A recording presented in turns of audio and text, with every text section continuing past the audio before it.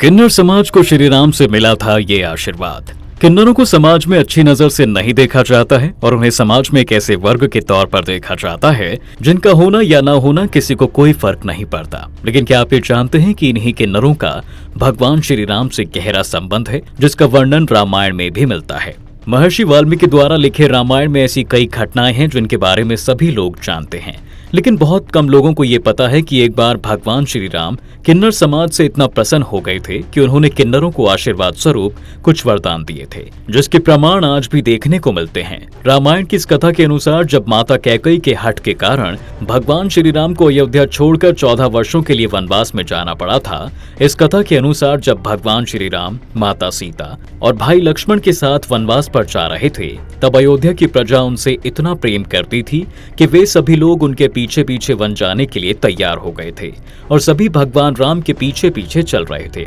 लेकिन भगवान श्री राम ये नहीं चाहते थे कि उनके राज्य की सारी प्रजा अपना सब कुछ छोड़कर उनके साथ वन में दर दर भटके। इसलिए भगवान श्री राम ने एक जगह पर जाकर अपने साथ चल रही प्रजा को यह आदेश दिया कि सभी स्त्री और पुरुष वहीं अकेला छोड़कर वापस चले जाएं। यहाँ से उन्हें अपनी यात्रा अपनी पत्नी सीता और भाई लक्ष्मण के साथ अकेले ही करनी है।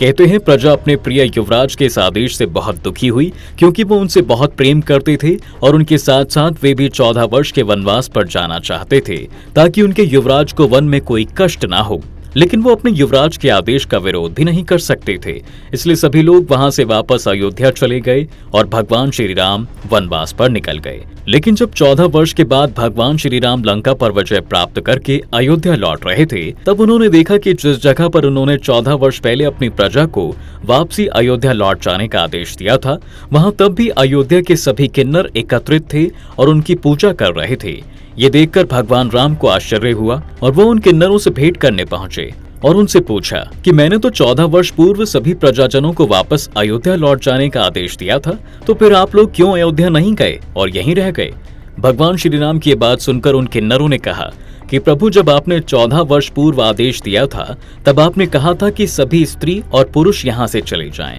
लेकिन प्रभु, हम ना तो पूर्ण स्त्री हैं और ना ही पूर्ण पुरुष, इसलिए समाज ना तो हमारी गिनती पुरुषों में करती है और ना ही स्त्रियों में। ऐसे में आपके दिया हुआ आदेश सभी स्त्री और पुरुषों के लिए था, ना कि हमारे लिए। इसलिए हम यहीं पर रहकर आपकी भक्ति करते हुए आपके वापसी आने की प्रतीक्षा कर रहे थे। कहा जाता है कि किन्नरों की ये बात सुनकर भगवान श्री राम उनसे अत्यंत प्रसन्न हुए और उन्हें ये आशीर्वाद स्वरूप वरदान दिया कि वो जिस भी मनुष्य को अपने सच्चे दिल से कोई भी आशीर्वाद देंगे वो जरूर फलित होगा। और तब से ही बच्चे का जन्म हो या विवाह जैसा कोई मंगल कार्य, किन्नरों के आशीर्वाद को बहुत महत्व दिया जाता है। इसके अलावा हिंदू धर्म शास्त्रों के अनुसार कभी भी किन्नरों का अपमान नहीं करना चाहिए, न ही उनका मजाक उड़ाना चाहिए, क्योंकि ऐसा माना जाता है कि जब कोई किन्नरों का अपमान करता है या उनका मजाक उड़ाता है, तब भगवान उसे उसके इसी पाप की सजा को अगले जन्म में देते हैं और उस व्यक्ति को अगले जन्म में किन्नर के रूप में जन्म लेना पड़ता है और उन्हीं की भांति कष्ट, पीड़ा और अपमान सहना पड़ता है।